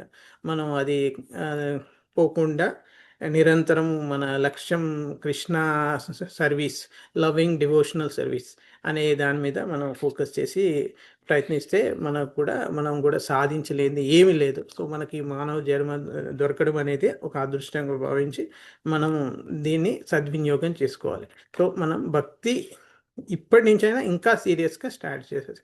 సో నాకు ఈ శ్లోక చాలా చాలా నచ్చింది. మీరు అందరూ తర్వాత క్లాస్ అయినాక కూడా ఒకసారి మీరు రివ్యూ చేయండి, చాలా బాగుంది అన్నట్టు. సో మనం ఇంకా దీంట్లో కర్థం ఇది ఇంకా ఒక ఎగ్జాంపుల్ ఏదో ఇద్దాం అనుకున్నాను. సో మనము దీని నుంచి మనం ఏం నేర్చుకుంటాము, మనం చూసాం భక్తి ద్వారా మనకు ప్రహ్లాద్ మహారాజు కానీ, ధ్రువ మహారాజు కానీ, గజేంద్రుడు కానీ ఎలా ప్రార్థనలతో వాళ్ళు వాళ్ళ లైఫ్ని సిద్ధించుకున్నారు, ఎలా స్పిరిచువల్ వరల్డ్కి వెళ్ళగలిగారు అని మనం చూసాం. అజామిలుడు కానీ ఇవన్నీ భాగవతంలో వస్తాయి. సో మనకు భగవద్గీత ప్రకారం అకర్మ ఎట్లా చేయాలి, నిష్కామ కర్మయోగ ఎలా చేయాలి, ఎలా మనం చేసే సర్వీస్ని ప్రతిదాన్ని కృష్ణుడికి అర్పించాలి, ఎలా మనం కృష్ణుడికి కొన్నిసార్లు ముందు అనుకోలేము, ఒక్కోసారి అయిపోయినాక అయినా సరే చేయొచ్చు, బట్ డైలీ ఆ విధంగా మనం సెల్ఫ్గా మనం క్లెయిమ్ చేసుకుంటూ కృష్ణ ఈరోజు నీ కోసం ఈ లైఫ్, ఈరోజు నేను చేసిన పనులన్నీ నీకే అంకితం, అలా అయినా చేయొచ్చు. సో ఎప్పుడు గుర్తొస్తే అప్పుడు చేయొచ్చు. కృష్ణార్పణం చేసేసి ఆ ప్రసాదం తినడం ప్రతిసారి, అది లైక్ ఆ విధంగా చేసుకొని, అండ్ భార్యాభర్తలు ఒక్కొక్కరిని ఒకరు సహకరించుకోవడం మంచిదే, బెస్ట్. ఎప్పుడైనా సరే డివోటీ ఈజ్ ఆల్వేస్, ఒక డివోటీని చూస్తే ఇంకో డివోటీకి లైక్ ఉత్తమ డివోటీ ఎవరై ఉంటే, ఇప్పుడు 3 రకాల భక్తుల గురించి చెప్తారు అన్నట్టు నెక్టర్ ఆఫ్ ఇన్స్ట్రక్షన్లో, కనిష్ట అధికారి, ఉత్తమ అధికారి, మధ్యమ అధికారి. సో ఉత్తమ అధికారి అంటే అతన్ని చూస్తే మనకు ఆటోమేటిక్గా హరినామ కీర్తన సంకీర్తన, హరినామ భజన చేయాలి, హరే కృష్ణ కృష్ణ కృష్ణ హరే హరే, హరే రామ్ రామ్ రామ్ హరే హరే అని అనిపిస్తుంటుంది అన్నట్టు. అతనే శిష్యులను తయారు చేసుకుంటే అతనే ప్యూర్ డివోటీ అన్నట్టు, ఉత్తమ కేటగిరీకి రావాలన్నట్టు. సో అందరు కనిష్ట కేటగిరీ అన్నట్టు. ఒక్కసారి నేను చాంట్ చేసిన వాళ్ళన్నీ కనిష్ట కేటగిరీ అంటారు. మధ్యమ అనే వాళ్ళు ఏంటంటే వాళ్ళు ఉత్తమ లెవెల్కి వెళ్ళాలనుకుంటారు, కనిష్ట వాళ్ళకు సపోర్ట్ చేయాలనుకుంటారు. అంటే కనిష్ట డివోటీస్ కనబడితే అట్లీస్ట్ మనసులో అయినా వాళ్ళకు ఒబేసెన్సెస్ పే చేయాలి. మధ్యమ అధికారి కనబడితే కనీసం మనం డైరెక్ట్గా అయినా సరే, నోటి ద్వారా అయినా సరే దండవత్స చేయాలి, ఒబేసెన్స్ పే చేయాలి. అండ్ ఉత్తమ అనేది చాలా రేర్, ఇప్పుడు ప్రభుపాద కానీ గురువు గారు కానీ ఆ దాంట్లో. అండ్ ఇప్పుడు మనం ప్రాతిపత్యం చేసాం, ఇప్పుడు అట్లాంటి భర్తలు కానీ భార్యలు కానీ కలియుగంలో లేవు. సో మనం చేయాల్సింది ఏంటంటే మన గురువు గారికి మనం అంతే చేస్టిటీగా, అంతే ప్యూరిటీగా, అంతే అంకిత భావంతో, అంతే సబ్మిసివ్గా, అంతే వాల్యూ ఇచ్చుకుంటూ మనం సేవించాలి. సో గురువు అందరికీ ఉంటారు, మాతా తీసుకుంటారు, ప్రభు తీసుకుంటారు. కాబట్టి అందరూ ఆ గురువుకి ఈ మనం ప్రాతిపత్య లక్షణాలు ఎట్లా చెప్పామో ఈ విధంగానే ఇక్కడ మనం చేస్టిటీ కూడా చూపించి మనం భక్తిలో ప్రోగ్రెస్ కావాలి. బికాజ్ గురువు is almost representative for God. అది మనం నమ్మితే మనం పూర్తిగా సరెండర్ అవుతాం, కాబట్టి ఆటోమేటిక్గా కృష్ణ ప్లీజ్ అయ్యి కృష్ణ గ్రేస్ వస్తుంది. ప్యూర్ డివోటీస్ అనుగ్రహంతో, వైష్ణవాస బ్లెస్సింగ్స్తో మనం మన ఆధ్యాత్మిక స్పిరిచువల్ అడ్వాన్స్మెంట్లో ప్రోగ్రెస్ చేయగలుగుతాం. సో మనం అది చూసాము. తర్వాత చివరికి మనం నేర్చుకోవాల్సిన మెయిన్ పాయింట్స్ ఏంటి, ఈ కలియుగంలో మనం అప్పుడు సత్యయుగంలో జరిగిన పృథు మహారాజ్ చరిత్ర బట్టి మనం ఏం నేర్చుకుంటాము. సో మనం ఎలా లైక్ ఆ సేవ అనేది ఇప్పుడు మనం చేసే సర్వీస్తోనే వస్తుంది, ఆ ప్రేమ అని సర్వీస్ ద్వారానే. ఇప్పుడు అర్చీదేవి తన భర్తని సేవించినట్లుగా భక్తుడు కృష్ణుడిని సేవించాలి. సో మనము అక్కడ అర్చీదేవి ఎలా పృథు మహారాజుని సేవించిందో ఆ విధంగా ఇప్పుడు మనము కృష్ణుని సేవించాలి, ఆ విధంగా మనం నేర్చుకోవాలి. సో మనం భార్యాభర్తలు సపోర్ట్ చేసుకుంటూ కృష్ణ భక్తిని పెంచుకోవడానికి హెల్ప్ చేసుకోగలగాలి. సో ఒక్కొక్కసారి కొన్ని సిచ్యువేషన్స్లో భర్త కానీ భార్య కానీ అంత సపోర్ట్ చేయకపోవచ్చు, అండ్ నో ప్రాబ్లం, అది చేయకపోవడం అనేది చాలా ప్రభుపాద లైఫ్లో కూడా జరిగింది.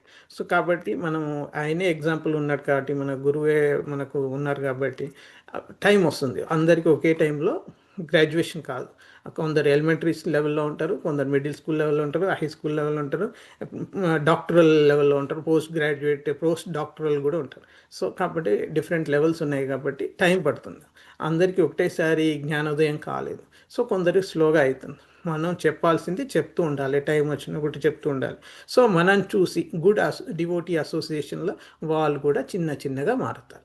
సో మన వైఫ్ కానీ హస్బెండ్ కానీ మారట్లేదు అని అనుకోవాల్సిన అవసరం లేదు. మార్పు మొదలైంది. మనం ఎప్పుడైతే భక్తి చేస్తామో మార్పు మొదలైంది. సో ఆటోమేటిక్గా అది స్లోగా వస్తుంది. అది టైం పట్టవచ్చు అంతే. ఓ 10 ఏళ్ళు పట్టవచ్చు, 20 ఇయర్స్ పట్టవచ్చు. ఎప్పుడప్పుడు తెలుస్తుంది. మనం ఉన్నా లేకున్నా, శరీరంలో ఉన్నా లేకున్నా వాళ్ళకి తెలుస్తుంది, ఎప్పుడైనా తెలుస్తుంది. సో ఈ మన స్పిరిచువల్ ప్రోగ్రెస్ ఆల్వేస్ మనం మాట్లాడుకున్నాం కదా, అది నెక్స్ట్ లైఫ్లో కూడా క్యారీ అవుతుందని. కాబట్టి మనది ఎంత చేసినా అది నెవర్ గోస్ ఇన్ వేస్ట్ అని ఈవెన్ భగవద్గీతలో చెప్పాడు అన్నట్టు. ఇది నెక్స్ట్ లైఫ్లో ఈ స్పిరిచువల్ మనం తీసుకెళ్ళగలుగుతాం. ఈ స్పిరిచువల్ మన అడ్వాన్స్మెంట్ ఇప్పుడు మనం 1 to 100 స్టెప్స్ ఎక్కాలనుకోండి, ఈ లైఫ్లో 1 to 50 దాకా ఎక్కాను, ఇంకా 50 ఉన్నాయి. సో నెక్స్ట్ లైఫ్లో నేను 51 నుంచి ఎక్కుతాను కానీ మళ్ళీ 0 నుంచి ఎక్కాను. అదే మెటీరియల్ ప్రాపర్టీ ఉందనుకో, ఇక్కడ నేను మిలియనీర్ అయినా నెక్స్ట్ టైంలో మళ్ళీ బర్త్ అయితే నేను 0 నుంచే స్టార్ట్ చేయాలి. నేను డబ్బులు తీసుకెళ్ళలేను, నాలెడ్జ్ తీసుకెళ్ళలేను, పిహెచ్డి తీసుకెళ్ళలేను. ఇవన్నీ రావు. ఏ మెటీరియల్ అచీవ్మెంట్స్ కానీ పవర్ కానీ ఏది రావు. వచ్చేది ఈ ఆధ్యాత్మిక స్పిరిచువల్ నిధి. ఇది వస్తే మనం మళ్ళీ ప్రోగ్రెస్ అక్కడి నుంచి చేస్తాం. మంచి ఫ్యామిలీస్లో పుట్టడం కానీ, మంచి అరిస్టోటిక్ ఫ్యామిలీస్లో ధనవంతుల్లాగా పుట్టడం, పని చేయకుండా వాడికి అన్నీ సఫిషియెంట్గా ఉండడం కానీ అలాంటి జరుగుతాయి. సో దట్ వాడికి భక్తికి ఎలాంటి అవరోధాలు ఉంటాయి. జస్ట్ సింపుల్గా పూర్తి టైంని డివోషనల్ సర్వీస్కి పెట్టేయచ్చు అలా అన్నట్టు. సో ఈ భక్తితోని మనం దేవతలను కూడా క్రాస్ చేసే శక్తి మనకు వస్తుంది. మనం మన కర్మను కృష్ణుడికి అర్పిస్తే ఆ కర్మ ఫలితాలు కృష్ణుడు చూసుకుంటాడు అనే నమ్మకంతో మనం ముందుకు పోవాలి. సో మనం ఇది మన డెత్ అనేది ఇది మన ఆధ్యాత్మిక యాత్ర starting point. We should be happy. Vaikuntha ప్రయాణంగా మార్చుకుంటాం. సో ఈ డెత్ అనేది మనం వైకుంఠ ప్రయాణంగా మార్చుకోవాలి. సో మన ఈ జీవితాన్ని లో మరణ భయం ఉండకూడదు. మనం కృష్ణ కాన్షియస్తో ఫుల్గా నింపేసి ఈ భక్తి అనే దివ్య శక్తి మనకు ఉంది కాబట్టి మనం కృష్ణుడిని ఒక భార్య భర్తని ఎలా ప్రాతిపత్యంతో అనుసరించిందో ఆ విధంగా మనం కృష్ణుడు చెప్పిన బాటలో నడుస్తూ ఈ దివ్య శక్తిని తీసుకొని మనం వైకుంఠానికి తీసుకెళ్ళాలి. అక్కడ కూడా సేవ కంటిన్యూ చేయాలి. సో ఎలా అయితే లక్ష్మీమాత విష్ణుకి పాదసేవ చేస్తుందో ఆ విధంగా మనం కూడా స్పిరిచువల్ వరల్డ్లో కృష్ణుని సేవ చేయాలనేది కోరుకుంటూ, నేను ఏదైనా తప్పులు మాట్లాడినా, మిస్టేక్స్ మాట్లాడినా, ఎవరినైనా హర్ట్ చేసినా నాకు క్షమించండి. చాలా ఉందని కొంచెం ఫాస్ట్గా వెళ్ళాను. హోప్ఫుల్లీ రికార్డింగ్ మళ్ళీ ఈరోజు ఈవినింగ్ పెడతాను. మళ్ళీ ఒకసారి వినాలనుకుంటే వినండి, మిస్ అయితే ఏమైనా points. Thank you very much for listening and giving your associate. Thank you Matajis and prabhujis. Any questions, anything you want to add?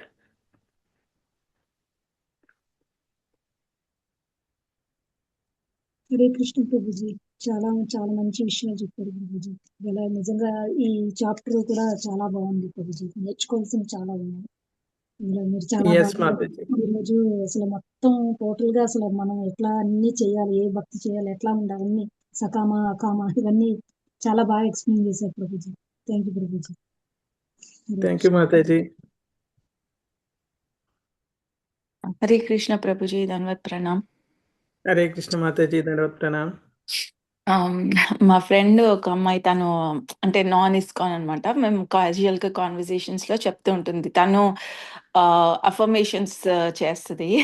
So నాకు నా భక్తిలో నేను ఎక్కడ చేయాలనుకున్నవి చేయలేకపోతున్నాను అని నా గిల్ట్ ఉన్నప్పుడు, తను అది విన్నప్పుడు అఫర్మేషన్స్ అనేది యూస్ఫుల్ అవుతుంది అనేది నాకు అనిపించింది. సో ఇప్పుడు మీరు ఈరోజు చెప్పిన పాయింట్స్ అది like those are like affirmations లో ఓకే, రోజు నేను ఇవి చేయాలి ఆర్ ఇలా మన మైండ్ సెట్ ఇలా ఉండాలి. అలా మీ ఈరోజు చెప్పిన క్లాస్ ఆల్లో ప్రాపర్ గా ఫిట్ అవుతుంది ప్రభుజీ. మనకు కూడా భక్తిలో కూడా ఇలా అఫర్మేషన్స్ ఇవి తీసుకొని ఇలా గోల్స్ కాగా ఎవ్రీడే రిమైండర్స్ లాగా బాగా అనిపించింది Prabhuji. Thank you. Thank you Mataji. Yeah నేను నా రిమైండింగ్ కోసమే నేను ఆడియన్స్ అయితే ఎలా నేర్చుకోవాలి, ఈరోజు నేను ఏమి చెప్పగలుగుతాను అని నేను ఆలోచిస్తున్నప్పుడు నాకే రిమైండర్గా ఉన్నాయి అన్నట్టు. సో నేను కూడా ఇంప్లిమెంట్ చేయాలి. నేను కనిష్ట అధికారియే, నేను జస్ట్ స్టార్టెడ్ భక్తి. సో ఇంకా చాలా ముందు ప్రోగ్రెస్ చేయాలి. సో మ్, అంతే, మనం ఆ లెవెల్లోనే ఉండి ఆలోచించాలి మాతాజీ. Yes correct Prabhuji. నేను క్లాస్ చెప్తున్నప్పుడు కూడా నాకు చెప్పుకుంటున్నట్టే ఉంటుంది, ఎందుకంటే ఒకసారి రీసౌండ్ అవుతున్నట్టుంది. సో మనం క్లాస్ ఇస్తున్నాము అని కాకుండా తీసుకుంటున్నాము అని ఆ భావంలో లైక్ ఉండాలి అని అంటే క్లాస్ వేరే వాళ్ళకి ఇవ్వడం కాదు, క్లాస్ తీసుకుంటున్నాం అంటే మనకి మనము, సో వేరే వాళ్ళు కూడా వింటున్నారు. యా అది కూడా నా mindset Prabhuji. Yeah yes Mataji. Yeah, ఎందుకంటే నేను కూడా ఈరోజు చెప్పిన దాంట్లో నేర్చుకోవాల్సింది అంటే ఇంప్లిమెంటేషన్ చేయాల్సినవి చాలా ఉన్నాయి. ఇప్పుడు నేను చెప్పింది నేను ఫాలో కావాలి, అప్పుడే లైక్ వేరే వాళ్ళు కూడా ఫాలో కావాలని చెప్పగలుగుతాను కదా. సో కాబట్టి నేను అది నా మీద 100% ఎక్కువగా పడుతుంది అన్నట్టు ఇన్ఫ్లుయెన్స్. ఇప్పుడు నేను చెప్పింది లైక్ నేను చేస్తున్నానా లేదా అని ఎవ్రీడే చెక్ చేసుకోవాల్సి వస్తుంది అలా. Yeah, yes yeah good correct ప్రభుజీ. Yeah thank you for the nice class ప్రభుజీ. హరే కృష్ణ. థ్యాంక్ యూ మాతాజీ. హరే కృష్ణ.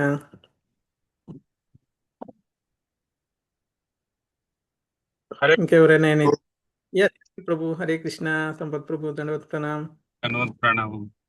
ఆ ప్రభు, ఇవాళ అంటే మీరు ఫాస్ట్ గా చెప్పాను అని అన్నారు, కానీ ఇవాళ నాకు చాలా ప్రశాంతంగా చెప్పినట్టుగా అనిపించింది.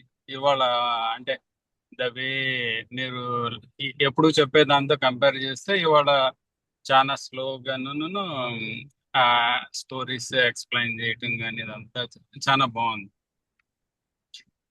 తర్వాత ఇది ఈ ప్రభుపాద గారు చెప్పిన మన అర్చీదేవి, మృదు మహారాజు, ఆ, వాళ్ళిద్దరికి సపరేట్ ప్లేన్స్ వస్తాయి, సపరేట్ గా వెళ్తారు అని చెప్తుంటే, మామూలుగా ఏంటంటే చనిపోయినప్పుడు ఇద్దరు ఫ్లైట్ వస్తుంది ఎక్కేసి వెళ్ళిపోతారు అని చెప్పటం వేరును, ఇది ప్రభుపాద గారు యాక్చువల్ గా ఆయన డివోషన్ తో ఇప్పుడు ఆ, చెప్తారు కదా, అప్పుడు ఈవెన్ రామాయణం రాసిన ఆయన కూడా వాటిని డైరెక్ట్ గా చూసి వాళ్ళకి దివ్య దృష్టితో చూసి రాస్తారు అంటారు, చూసారా? అలా Yes. ఇవాళ ఈ స్టోరీ వింటుంటే వాళ్ళిద్దరూ ఒకేసారి చనిపోయినా గానీ ఇద్దరికి సపరేట్ గా ప్లేన్స్ వచ్చినాయి, సపరేట్ గా చెరొక దాంట్లో వెళ్తున్నారు అని అలా పర్టికులర్ గా చెప్తుంటే అది రియలిస్టిక్ గా అనిపించింది. అంటే రియల్ గా ఆయన చూసి చెప్తున్నారా అన్న విధంగా. లేకపోతే ఏముంది, మామూలుగా ఇట్లా చనిపోయిన తర్వాత ఇట్లా స్వర్గలోకానికి వెళ్ళిపోయారు, లేకపోతే భగవద్ధామానికి వెళ్ళిపోయారు, అది కూడా ఏదో 2 ఫ్లైట్లు వచ్చినాయి సపరేట్ గా ఎక్కారు అని అటు చెప్తుంటే చాలా, అంటే మన భగవద్గీత భాగవతం ఎంత రియలిస్టిక్ గా అని అనిపించింది. యా ప్రభు, మిగతా మీరు చెప్పిన స్టోరీస్ సతీ సావిత్రి అండ్ సుయా ఇవన్నీ మనం మన స్టోరీస్ లో చిన్నప్పటి నుంచి మనం చూస్తున్నాము, బట్ అవి మనం రీకలెక్ట్ చేసుకుంటూ ఉండాలి. అవన్నీ మీరు చక్కగా రీకలెక్ట్ చేశారు. ఎవ్రీథింగ్ ఈజ్ గుడ్ ప్రభు. Thank you very much. Hare Krishna. Thank you ప్రభుజీ. హరే కృష్ణ.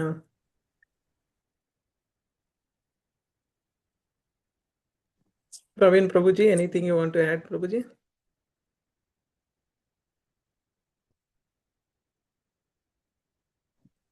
హరే కృష్ణ ప్రభు.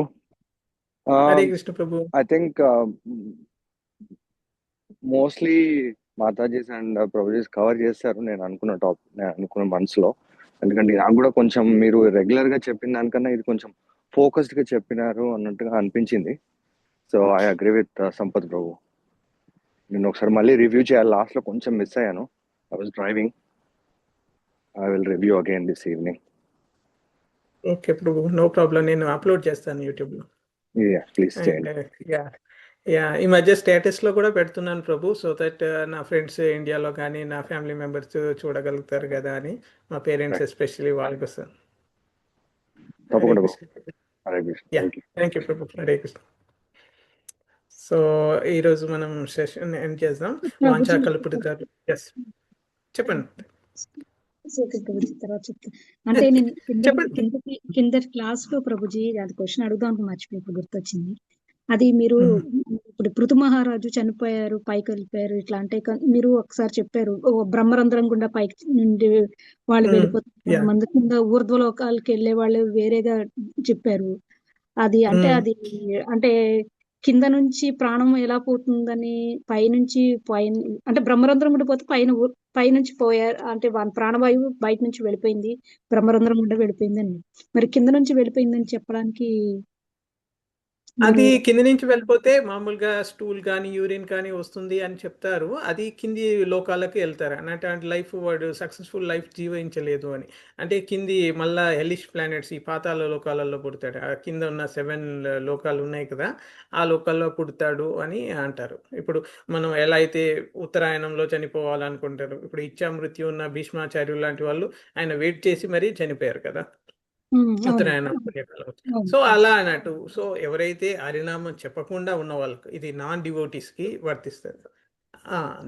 డివోటీస్ అయిన వాళ్ళకి ఇంకా ఈ రూల్స్ ఏం లేవు. అక్కడ ఈ భక్తి అనేది టాప్ మోస్ట్ కాబట్టి ఇది జనరల్గా ఈ విధంగా శాస్త్రంలో ఉన్నది. కింది నుంచి వెళ్తే అంటే మన నడుము కింది నుంచి బాట్స్లో మనం ప్రాణం అది మన సోల్ పైకి వెళ్తే లైఫ్ ఎయిర్ ఆ విధంగా అవుతుందని చదివి చెప్పడం జరిగింది మాతది. ఉమ్. అంటే ఇప్పుడు మన భక్తులు అంటే అంటే ఇప్పుడు భక్తిగా ఉన్న వాళ్ళు మరి బ్రహ్మరంధ్రం గుండె పోకపోయినా ఎట్లా పోతారని తెలియదు కదా ప్రభుజీ. అది ఏంటంటే మనం ఇప్పుడు అజామిల్ స్టోరీ చూసాము. ఆయన చనిపోయేటప్పుడు నారాయణ నారాయణ నారాయణ అన్నారు. ఆయన యాక్చువల్గా వాళ్ళ కొడుకు పేరు నారాయణ. ఆయన కొడుకుకి ఏ కష్టం వచ్చినా కొడుకుని పిలవడం అలవాటు, అదే విధంగా పిలిచాడు. కానీ అక్కడ విష్ణు పార్షదులు వచ్చి యమలోకానికి వెళ్లకుండా విష్ణులోకానికి తీసుకెళ్ళారు. సో కాబట్టి మనము చనిపోయే టైంలో మనం కృష్ణ నామస్మరణ చేస్తే నువ్వు ఇంకా ఇవన్నీ ఈ అదర్ డీటెయిల్స్ పట్టించుకోవాల్సిన అవసరం లేదు అని అంటారు. సో కాబట్టి మనం భక్తిలో మనం ఎంత స్ట్రాంగ్ ఉన్నాము, మనం లవింగ్ డివోషనల్ సర్వీస్ కృష్ణతో మనం ఎంత స్ట్రాంగ్గా చేయగలుగుతున్నాం అనేది ఇంపార్టెంట్ మాతాజీ, ఈ డీటెయిల్స్ కన్నా ఎక్కువ. ఎందుకంటే ఇవి అన్నీ మామూలు ఇవి ఇప్పుడు ఉత్తరాయణంలో చనిపోవడం కాకపోవచ్చు. కొందరు భక్తులు ఎంతోమంది దక్షిణాయనంలో చనిపోతారు, అండ్ శుక్లపక్షంలో చనిపోవడం వీలు కాకపోవచ్చు, కృష్ణపక్షంలో చనిపోతారు. సో మార్నింగ్ చనిపోవడం ఇష్టం కాదేమో, నైట్ చనిపోతారు. సో అలాంటివి ఏమీ లేవు ఒక భక్తుడికి. సో మామూలుగా అది గుడ్ బెటర్ అని అంటారు. అలా అంటే డిఫాల్ట్గా మామూలుగా భక్తి చేసుకోవాలంటే ఈ వైదిక భక్తి, మామూలుగా మెటీరియల్ భక్తి, మామూలుగా అంటే ఈ మన ఇప్పుడు నాకు ఇది కావాలి అని మనం ఇప్పుడు సంతానం కావాలని పూజిస్తాం. నేను కూడా స్టార్టింగ్లో చేశాను. సో మామూలుగా మన కామ్యకర్మల కోసం ఈ వ్రతం సత్యనారాయణ వ్రతం చేస్తే ఇది మంచి జరుగుతుంది. ఎవ్రీ పౌర్ణమి రోజు చేస్తుంటారు, చాలామంది రెగ్యులర్గా చేస్తుంటారు. మన టెంపుల్లో ఎస్ఎస్విటీలో నేను చూశాను, ఒక అతనైతే ఆల్మోస్ట్ 10 years నుంచి ఆల్మోస్ట్ ఎవ్రీ మంత్ చేస్తున్నానంట. సో అలా సిన్సియర్గా రెగ్యులర్గా ఎవ్రీ పౌర్ణమి వచ్చేసి చేస్తుంటారు కొందరు. సో అంత డెడికేషన్తో చేసే వాళ్ళు కూడా ఉంటారు. సో వాళ్ళంటే ఏంటంటే మనకు లైక్ మంచి జరుగుతుంది ఫ్యామిలీకి అని వాళ్ళు మెటీరియల్ ఇమీడియట్గా కావడానికి కోసం, బెనిఫిట్ కావడానికి కోసం ఇప్పుడు లైక్ అది చేసేది ఒక రకం. ఇది మనం చేసేది ఏంటంటే మనం ఏం కోరుకోవట్లేదు ఏంటంటే మనం ప్యూర్గా ఆయన సేవకుడిలాగా ఉండాలి, నీ సేవకే నా లైఫ్ అంకితం అని మన ఎటర్నల్ మనకున్న శాశ్వతమైన రిలేషన్షిప్, కృష్ణకి మన సోల్కి ఉన్న ఎటర్నల్ రిలేషన్షిప్ని ఐడెంటిఫై చేసుకొని ఆయన దగ్గరికి పోవడానికి ట్రై చేస్తున్నాం. ఆయన మన నిజమైన సీడ్ గివింగ్ ఫాదర్ అని భగవద్గీతలో చెప్తారు అన్నట్టు. నేనే అందరికీ సీడ్ గివింగ్ ఫాదర్ అని. కృష్ణ అంటే ఆయన విత్తనం, మనం చెట్టు అనుకుంటే ఆయన విత్తనం. సో ఆయన విత్తనం కాబట్టి మనకు ఆయనే రియల్ ఫాదర్ మదర్. సో మనం ఆయన దగ్గర పోతే ఆయనకు హ్యాపీ అన్నట్టు. ఆయన భక్తులకు స్పెషల్ ఇంక్లినేషన్ ఉంటుంది. ఆయన అందరికి ఇంపార్షియల్ అయినా భక్తులకు ఇంక్లినేషన్ అంటే కొంచెం పార్షాలిటీ ఇస్తాడు అన్నట్టు. సో కాబట్టి మనం భక్తుడు అయినప్పుడు ఇంకా మనం ఎలా చనిపోయినాం అనేది ఇంకా ఇమ్మెటీరియల్. బాగుంది ప్రభుజీ. అంటే డీటెయిల్స్ అవసరం లేదు కానీ మనం భక్తి చేసుకుంటే మనం ఎలా వెళ్తాం అనేది భగవంతుడు చూసుకుంటారు అంతే. మనకి ఇంత ఎస్, సమయం ఆయనే చూసుకుంటాడు. అది ఆయనే చూసుకుంటున్నప్పుడు యోగక్షేమ మహామ్యం ఈరోజు కూడా మాట్లాడాం కదా, అంతే ఉమ్, ఆయనే చూసుకుంటా, అంతే ఆయన మీద నమ్మకం పెట్టుకోవాలి. మనం ఉమ్, పూర్తిగా నమ్మకం పెట్టుకోవాలి. మనకు ఉమ్, డౌట్ రాకూడదు. అంతే. ఉమ్. ఓకే ప్రభుజీ, థ్యాంక్ యూ ప్రభుజీ. Hare Krishna. Hare Krishna. Thank you Mataji. Okay Mataji, ఈరోజు ఇది ఏం చేద్దాం? వాంఛాకల్పతరుభ్యశ్చ కృపాసింధుభ్య ఏవ చ పతితానాం పావనేభ్యో వైష్ణవేభ్యో నమో నమః. గ్రంథరాజ్ శ్రీమద్ భాగవతం की जय, श्रील प्रभुपाद की जय, अनंत कोटि वैष्णव वृंद की जय. Thank you for all joining. Hare Krishna. Thank you ప్రభుజీ. హరే కృష్ణ. హరే కృష్ణ.